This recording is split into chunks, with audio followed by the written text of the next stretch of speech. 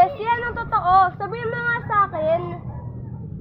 Gusto mo ba talaga malaman kung anong ginagawa sa akin ni Jessie? Oo, tinatanong ko nga ikaw eh.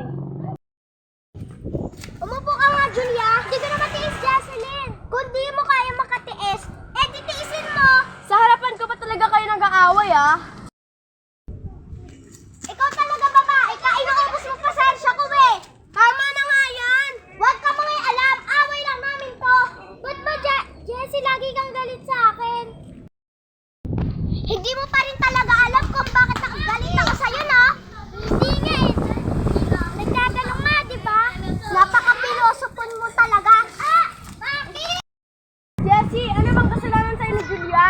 Lagi niya kayong inaagaw sa akin. Inaagaw? Eh magkakaibigan tayo dito. Magkakaibigan? Eh, lagi niyo ako nila-left out. Left out? Ikaw mismo nang left out sa sarili mo. Napaka-attention seeker mo talaga eh, no, Julian?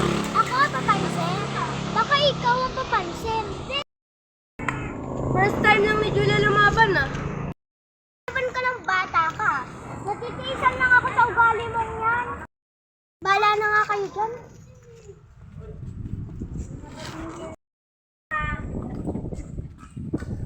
Jessie, saan ka galing? Ano ba?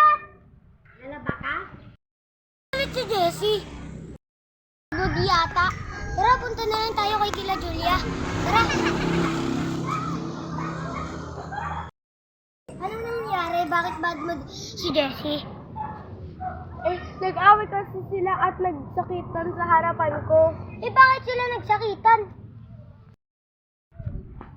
Ano nangyari sa'yo? Okay ka lang? Wala to. Bitawan mo nga ako. Julia, patawarin mo ako sa nagawa ko sa'yo kanina ah. Wala yun. Basta wag mo na uulitin.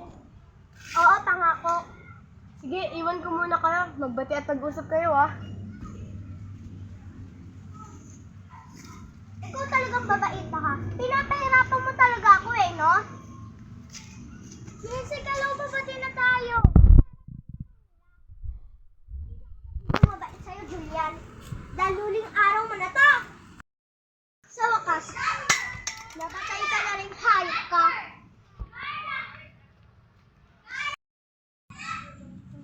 Hindi ko siya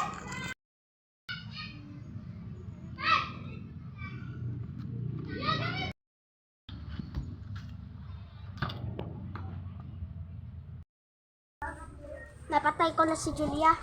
Wala na mga agaw sa mga kaibigan ko. Hi Jessie, asan si Julia? Hindi ko alam eh. Kasi umalis na siya. Hindi ko alam kung saan pumunta. Tara, laro tayo horror. Tara! Sali naman kami dyan oh. Sige!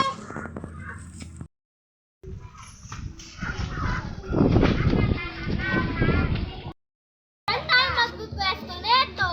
Alam ko, doon oh. Tara!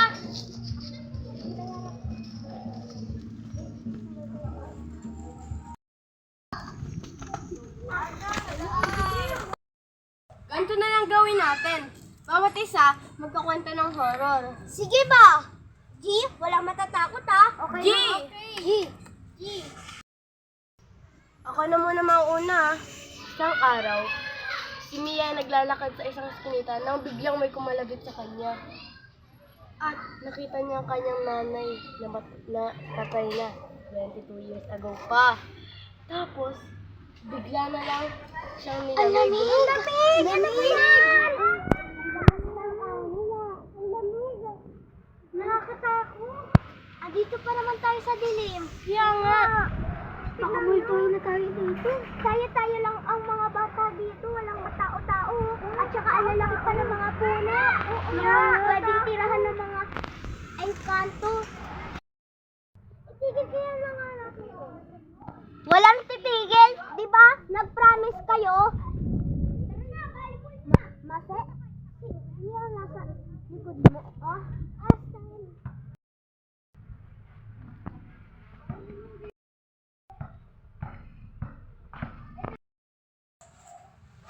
Wala naman, Jessie. Imagination mo lang yun. Di ko yun imagination. Nakita ng dalawang mata ko yun. Kaya tayo na ikaw lang nakakakita sa akin. Narinig niyo ba yun? Oo! Gusto niyo ba makita ako? Tama ba ba itong ginagawa natin? Feeling ko, umalis na tayo. 1, 2, 3, takbo! Di pa ako tapos, Jocelyn, humanda ka.